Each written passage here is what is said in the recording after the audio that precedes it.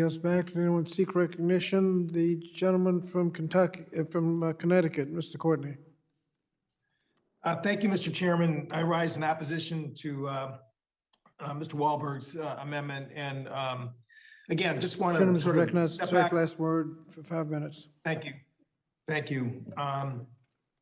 Again, I just want to step back for a minute and talk about the forensics, the origin of this language that's in the bill, which again, I salute Congresswoman McBath for her leadership on the overall legislation. But the provision we're talking about actually incorporated a bill that I introduced, a bipartisan bill, HR 6024, which is called the Work Act, which is a bill. There's a bipartisan companion bill in the Senate that is identical to the language that now is Section 6 in the McBath bill.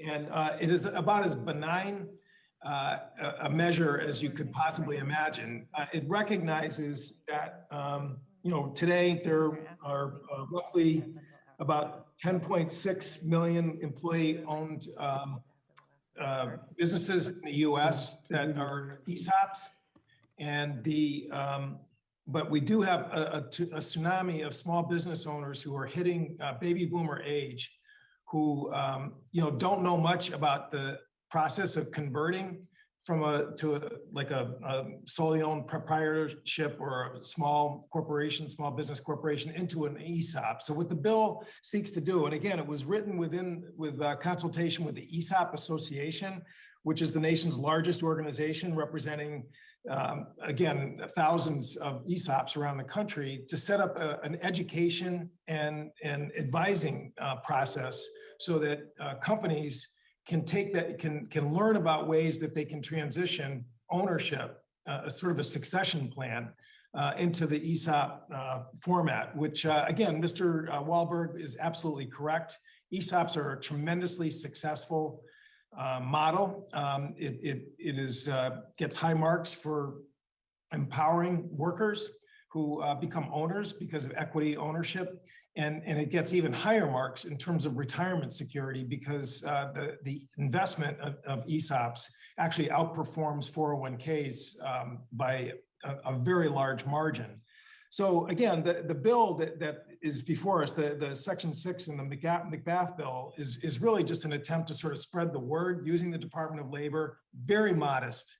I mean, almost a zero expenditure. We're talking about an annual conference and basically getting material out through the Department of Labor to states so that businesses who, again, are hitting this sort of tipping point about transitioning ownership are going to have this as an option. And the fact is once people learn about the benefits of ESOP, there's a big uptake in terms of people using it as a way of growing their businesses and keeping them local, by the way. I mean, because it by inherently retains local ownership when you convert to an ESOP. So, Tim's amendment, I mean, respectfully kind of guts the whole provision and turns it into a totally separate measure in terms of dealing with issues at the Department of Labor, which frankly, I think, we could have a whole separate process of hearings and intake in terms of trying to get our arms around that issue. What I would urge members to do is to vote no on this amendment, to move forward, again, with the bipartisan path that it proposes, the underlying bill proposes, and has been endorsed by ESOP's largest trade organization in the US, and really empower people, both in terms of knowing what their options are in terms of using ESOPs, and for those who go that route, empowering the workers who become equity owners in their business and strengthen their own economic and retirement security. And I yield back.